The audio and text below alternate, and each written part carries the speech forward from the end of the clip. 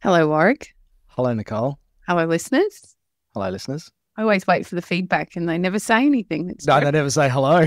Oh, it's terrible. All right, are you ready? Yep. What is the difference between a hippo and a zippo? No. One is very heavy and the other is a little lighter. Waka. There you go, I did it.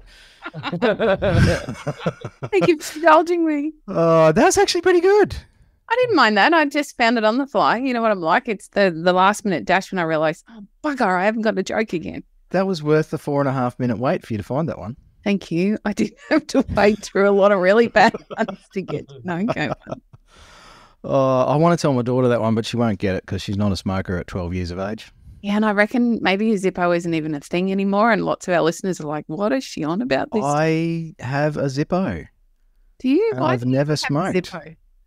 Because it used to be cool to carry it around camping to light my campfire. Because they're way better than matches and Bic lighters. I'm going to leave it alone. Why do you ask me these questions, Nicole? You know it's not going to go well. I do not know. You think after all these years you would have learned. But neither has my wife. You need an award for the best waffles. Well, I am excited to welcome a couple of people to the podcast today in a moment. And I reckon this bloke and I, the man partner and I, could go into business in a new hospitality food restaurant chain thing, and we could call it the Waffle Kings. It's very funny. Shane and Lara, hello, welcome. Hello, how are you? Yeah, Lara's just gone, oh yeah, great, I'm so excited to be here. Don't worry, Lara, you and I are not going to Waffle Kings. We'll go somewhere else. I can't imagine I'll be having too much to say today. No, but there'd be all these wives coming in to have waffles, and then there could be all this free waffle so they could laugh at it instead of having to put up with their husband's waffle at home. No, the waffle should be in short order, full stop. Sounds like a solid business plan there, Will. Maybe this is why I'm still doing this podcast after 10 plus years. Righto, let's talk about an award-winning episode today. Boom, boom. Like, fine, though. You didn't even pick it up. I've given you the visual clue, the whole lot, and it's just like, no, I'm going to let that go. The circling finger? That was the visual clue. The grey shark? Yes. We're serving shark-flavoured waffles? No, you missed where I said you deserve an award. Oh, no, I saw that one and I drove past it because anyway. Now we're talking about awards today. The Tradies and Business Excellence Awards are coming up, gang. If you haven't seen our copious amounts of pestering and nagging and spamming online, then here's another version of it here on the podcast, that you could enter the awards. And a lot of people will go, oh, yeah, but, awards don't do anything for you. You put a thing on your website, nothing happens, and it's a whole lot of work for nothing. And, what's the point, really? It's just all about Nick and was anyway, or was. And so there's a whole lot of skepticism about awards. I've been pretty skeptical about awards over the years and had some interesting experience, as Coxie has, and we've talked about this on the show before. And? But we thought it would be better if we dragged kicking and screaming a couple of our previous awards entrants into the studio to talk about the skeptics right. Is it true? Or should we actually believe anything that Nick and Woz say about business awards? So before we do that, though, Shane and Lara, tell us a bit about who you are and how you came to be excitedly sitting here today with me and Nick. You go first. Hi, team. Shane and Lara. Who are Shane and Lara? Well, Lara and Shane are Construct Industries. We run a plumbing and building company in Melbourne. And we've got, handful of staff, but still a small family business. And Yep. And a small family business. You are not allowed to coach on today's podcast. Right? No coaching. Banned from coaching. Shane just breathed a sigh of relief. How long have you guys been in business? a while. I've pretty much, the only time I've had a job is when I've done the 2 apprenticeships. So to finish my first apprenticeship was SCD carpentry. Put that aside to do a plumbing apprenticeship, and then started up Plumstruck. So yeah, I've worked for myself since I was probably 21. So Shane, did you do one after the other with your 2 apprenticeships? There's no break in between?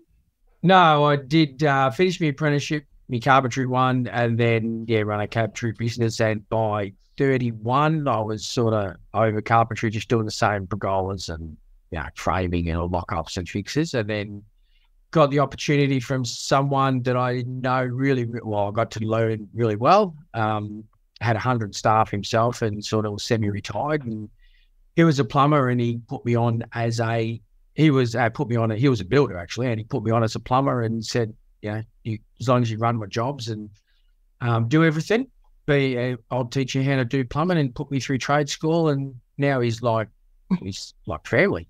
So, well, he's part of my family. And so he gave the opportunity to be a plumber, and then we did the plumbing, and then did the building.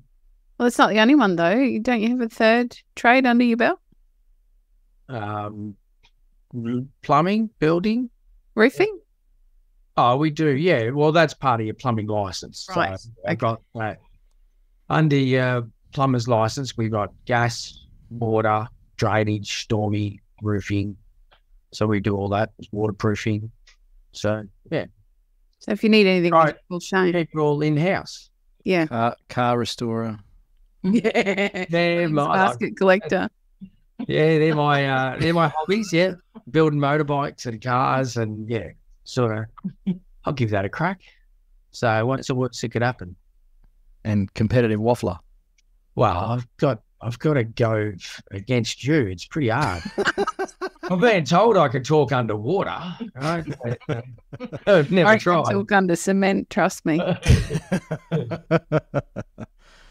All right. So now you guys have been kicking around with us for a little while now, long enough to know better than to come on the podcast with us. And yet here you are. But you guys, well, you didn't exactly enter the awards last year. You sort of did. But tell us a bit about how the journey to be standing on the stage at our last awards. Okay, so we had Logie's Night. We call it Logie's Night. I was calling it Logie's Night from the start. I said, if there's no red carpet, I'm not coming, right? And there was a request before we started that I want the nominees to come up on the board, and then one of the guests that we had for the whole volunteer to open up an envelope and read out the winner. So it was like the Logie's Night. You didn't quite get your wish. I didn't get my wish, but we're at the table, and I didn't know I was actually getting nominated for Bang Up Boss, which was one of them. I had no idea the boys all kept that an absolute secret. And the other one, Lara's like, oh, we'll enter this one. And then she started throwing questions at me and then edited it. But I did know that we're successful in the final 3. So yeah, there was like, oh, we went for an award, but I didn't really think they'd be up on like the final 3. So I think the reason we entered the awards I think it was top of the trade. Yeah. Was not so much to win an award, but to reflect on what we had achieved in business so far. Because at that point, we were a bit low and it was difficult to see why we were doing what we were doing. And by answering those questions and getting Shane to really think about the answers, it made us realise how far we had actually come. So there was that. And I sent the email around to the staff going, we're entering these awards. If you have any input, please let us know. And then, it turns out one of the staff actually nominated Shane as the best boss off his own back. So I had no doing with that. That was all them. Shane, how did it feel when you realised you'd been nominated and then finally figured out who by? What did that feel like? It was probably like getting the last number on the bingo ticket.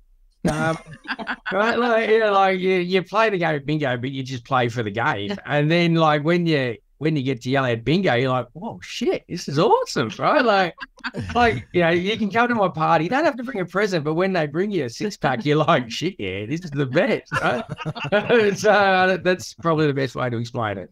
Oh, I love that. And I think it's something that we've said time and time again. Like you, I had no idea when I was nominated for my Business Partner of the Year award with the HIA many, many years ago. It was a complete surprise to me.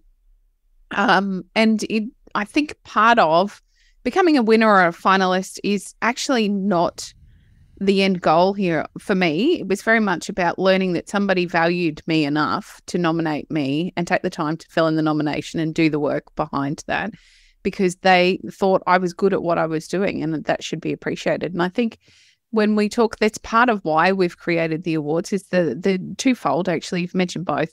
Was the opportunity for others to share how they're feeling about someone by nominating them for one of the awards.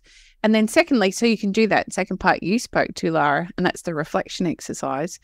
Because we often, in fact, I think most of us never take time to reflect over the journey so far, what we have accomplished. Instead, we're focused on the next stress point or the next fire we need to put out, rather than taking that time to look backwards and think, you know what, I really have kicked it in this business.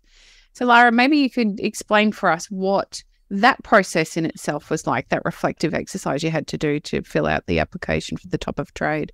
Yeah, it was interesting because Shane is a waffler, obviously, and also not a writer or typist or anything like that. So he was reluctant to fill out the papers, so to speak. And part of me kind of wanted the judges to see Shane's personality a bit as well.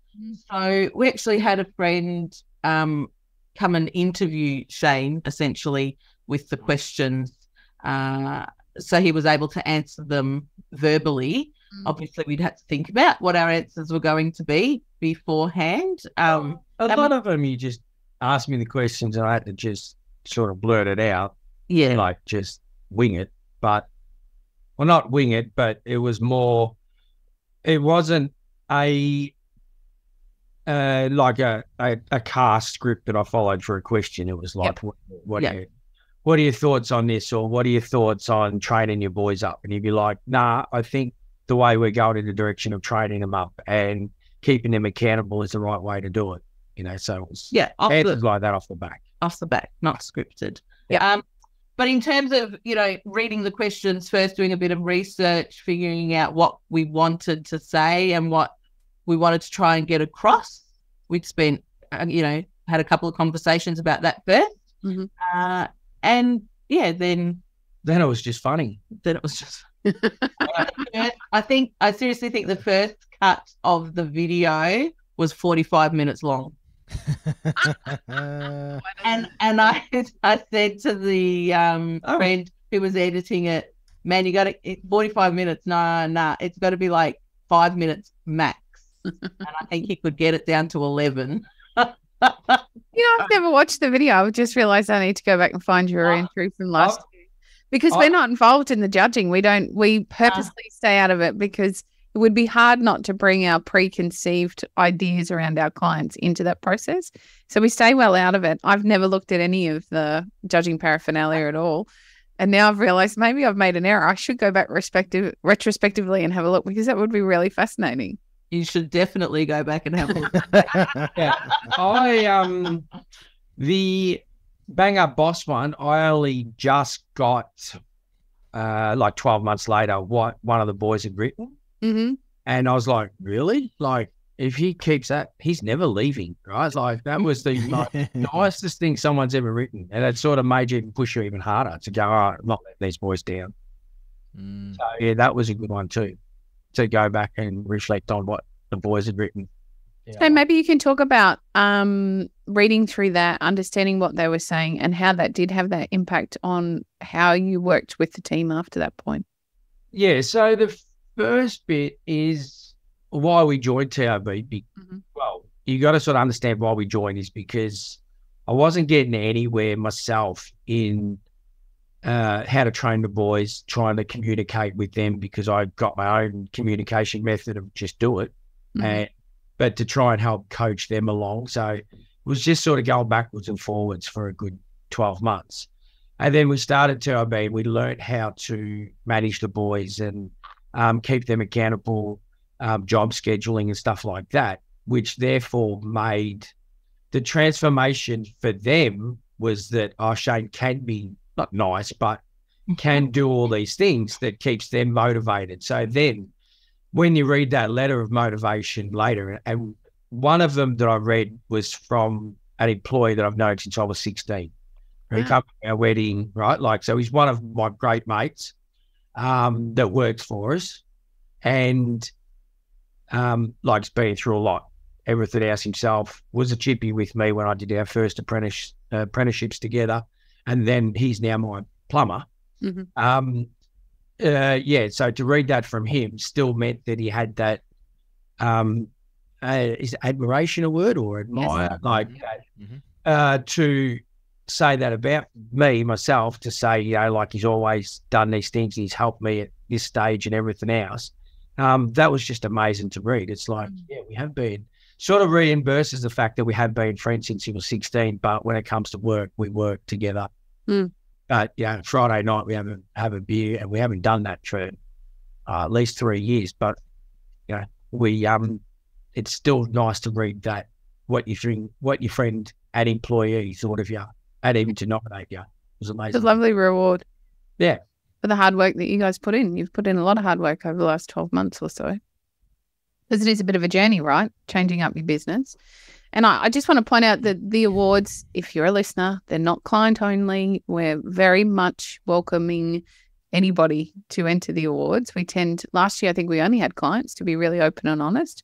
We'd love to see some non-client registrations as well, because like I said, we don't judge the awards. That's done by external judges for that exact reason, so that we can remain super impartial. Our judges are chosen specifically. We've excluded some this year because they had existing relationships with some of our clients. So we do work really hard to make sure that they have had minimal contact with any of our clients, if any at all, so that they can be really professional in what they're doing. It's really important to us that the right people win on their merits. Can we talk about the video process a little bit? Because that was even a hard decision for Warwick and I to make. We love seeing the personalities shine through. And as I said, we haven't watched any of them, but we know that most trades really don't want to sit down and write for hours. Many other applications that you do for awards are hours and hours of writing. It's really quite a boring process, both for the entrant and the judges. Being a judge I judge some of the HIA awards every year. It's not fun. It's interesting, and I really enjoy the whole process. And sitting down and reading the applications is really quite brain numbing at times. So I think it's important that you have the opportunity to share more of your personality through the videos.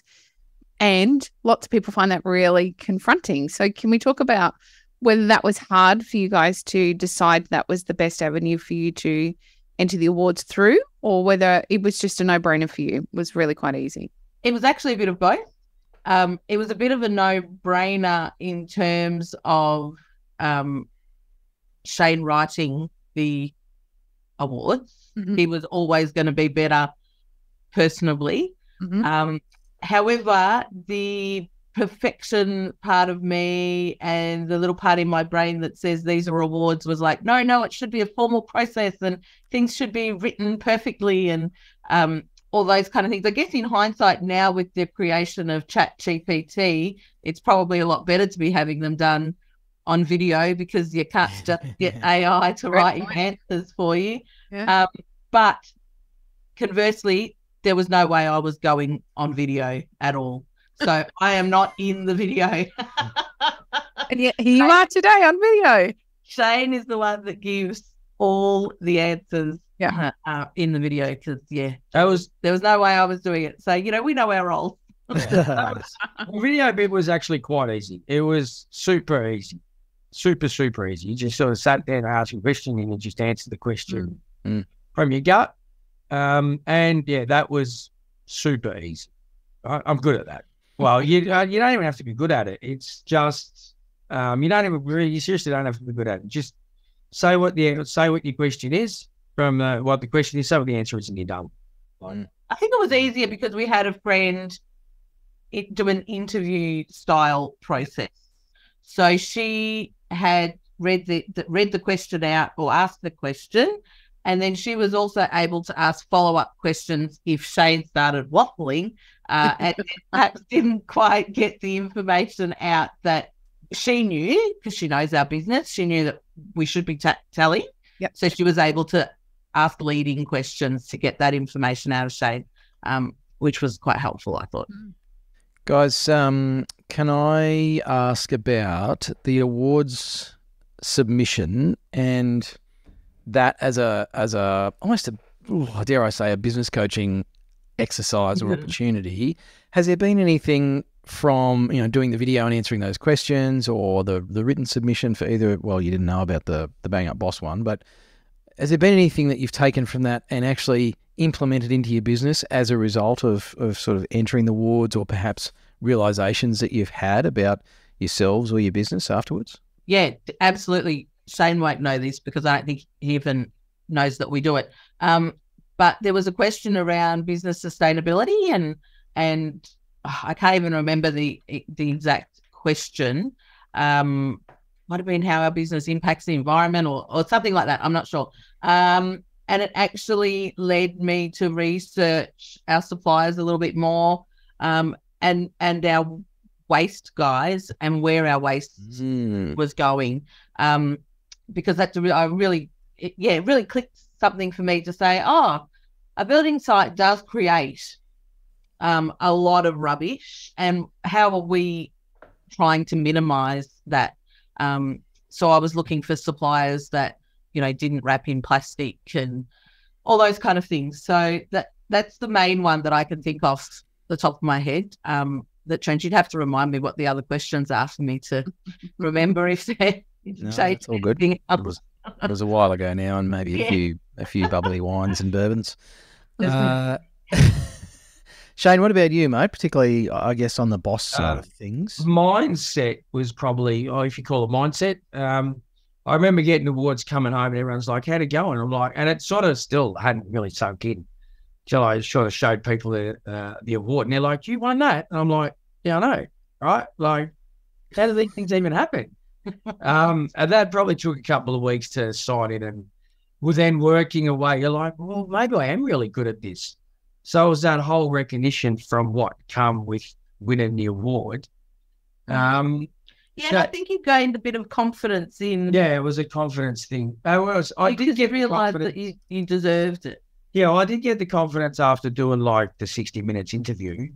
Not 60 minutes interview literally. When not with Tracy. No, it wasn't. When I got asked the questions by our friend, like you sat on a chair and it's like, oh my God, it just feels like 60 minutes interview, right? Yeah, not literally. Sorry about that, people. So I did that, and it was probably a week or two later. You're like, that was some pretty good questions. Like, and then you never think you're going to get the award or a award. But that realization to then get the award a couple of weeks later, and then like a month later, it sort of sat in, and that whole process sort of aired in my head, because sometimes it does take 2 or 3 weeks. That felt really good, like actually great. Like I was telling people, like I go to the supplier, I'm like, I might runner-up builder of the year, right? Like all that. The Bang Up Boss, and they're like, yeah, well, you deserve it. You come in here and you show us and you show the boys what we do. If the plumbing lady at the desk doesn't know something about a part, you go, no, it's like this, and that helps her for other plumbers, and you really do lead an example. So that was good. It sort of reinforced that fact. So it sounds like what you're saying is you didn't realise your own achievements or awesomeness, but either of you, and even in your business, until you kind of got that external, of course you won that. You're tops. Yeah, absolutely. Well, I've never really known or thought about it, because I've always lived in my little bubble, like just everyone, like you live in your community and some people ring you up in your whole community and say, oh, can you fix this? You're like, yeah, no worries. Mm. And you sort of wonder why. You're like, everyone should know how to fix a hot water service. Like, you just undo this and this, and that's it. You know? So you never really figure out your true talent in anything because you're trained in that. That's why you're a tradesman and you're trained in that field. Mm. But you never realise that no other people know that field. Like, yeah. So, yeah, to win an award, win that, to know that sort of stuff is probably more of a game than not thinking that you're just a fencer or you're just something. You got to be, you learn something more. So has anything changed since you won the award? Anything changed? I don't think anything's changed. Like, I don't really think about the award and went, I'm an award winner, therefore I should be able to do best. There's still days that you go, oh my God, like this is just so hard. Like, but I don't think anything's changed. It was just, it's more so a mindset thing that if you keep going, like the award's there, but keep going because you have one, like, how do you explain it? Keep trying. It's you are great at what you do, right? And this is just another hurdle. It's not going to break you. Let's go. Get onto it. So nothing's changed. It just does make you try a little harder. I think it's crucial for listeners to understand you do not have to be the very best at anything to be an award winner. And that's not to take away from any award winner at any time. Some of this is around how you communicate it. So I would suggest that the video was really important because people got to understand who you are and how passionate you are about what you do. Likewise, being nominated for Bang Up Boss by your team is pretty spectacular and allows them the opportunity to have their enthusiasm shine through. I think that's the most attractive part. It's judging is very subjective. And so it really, if I were encouraging any listener to put their hat in the ring and give it a go, I would suggest that you put as much personality into your applications as possible so that people have the opportunity to get to know who you are and what your passions are, rather than it just being that ambiguous, like the written form we were talking about. It's a little difficult to insert your personality into written form. So I don't think, often we discard the opportunity to enter into an award because we don't think we're best. And it's not necessarily about best. Sometimes it's about passion. It's about change. Some of our awards are very much about the changes you've made in business, or they're about what your apprentice is doing and how we're able to give that apprentice recognition. Or the Real Boss Award is it's always going to be my favorite, where we're recognizing the tradie wives that play an integral part in business and tend to be forgotten about unless we're working to highlight them and assert their authority. I also feel like it's an opportunity as a runner-up or a winner. It doesn't have to be about winning. There's this entering awards is very much about the process. And within that process, then we have the opportunity to celebrate that with our clients and our team and our suppliers, as you have pointed out, Shane, so that everybody can have a moment of recognition because they all play a part in getting you to that point as well. So there's a lot of benefits to entering awards, even though it might be a little scary to do so. Yes, Shane. I think the key word for me, actually, just sorry to cut you in, was the word passionate. Yeah. That was the key word. Like, you're obviously in the trade for a reason. You love your job and everything else. And to be passionate and to explain why you're there for not even the award, but just why you're there is to give that passion a go, just to explain for that reason of being passionate and explain what you do as a tradesperson or as a person. That was the key word for me, was just being passionate. Love it. Can I add something that you were just saying there, Nicole, about, what you do with the information afterwards and all that? I think that one of the other members who won one of the awards actually wrote a bit of a press release about what they won and emailed it out, and ended up getting, some coverage for that and a whole lot of extra work off the back of that award. So, there's plenty of benefits other than a certificate to hang on your wall. I guess you can, you could cut snippets from your video and use it in social media. There's like so many other things We had the banner on the bottom of our emails for a long time that said that we were one nominees, and then afterwards award runners up, and people would comment on that. So there's lots of little bits and pieces that come as a benefit from putting in the award that is not winning the award at the end. Yeah. Great point. One thing that hasn't been asked, and I don't know whether it's a premature question, was actually at the night when you received the award, it was the actual other people that still missed out were still so like, oh, you won one, that was amazing. But the team support of winning the award and the people who didn't was just like nothing I'd ever seen before. Like there were, I suppose the word without saying the word was like there was no sore losers in the room. Oh, not Yeah, at all. not at all. It was the most amazing thing that I've ever seen before in my life. Like it wasn't, it was the gratitude that everyone from the rest of the Everyone shared in the win. For everybody else. That's exactly what I was trying to explain. Yeah. That was more better than actually winning the award itself. Mm-hmm.